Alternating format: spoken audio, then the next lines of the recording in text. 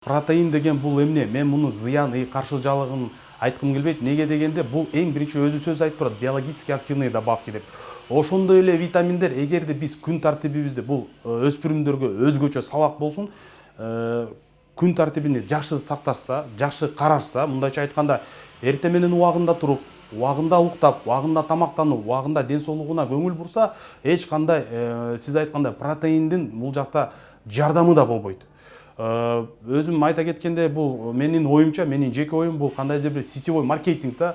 Бул мисалы үчүн андайды колдонбогон спортсмендер жок эмес, бар. Бирок алардын спортсмендердин деңгээли өтө жогоруда. Эмнеге дегенде, алар профессиональный вид спорта, уже спорт высших достижений деп коет орусча айтканда.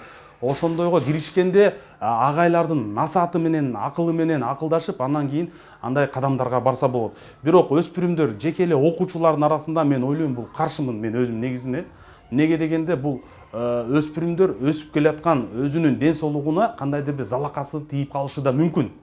Ошого байланыштуу спорт менен эле машыгып, жөнөкөй эле күн тартибини, эң биринчи спорт бул тартипке алып келет. Дисциплина деп коет. Тартип болсо, эч кандай там добавка аркылуу эмес, эч кандай бир сырткы күчтөр аркылуу эмес, өзү эле бир жетишкендиктерге жетишсе болот деп ойлойм.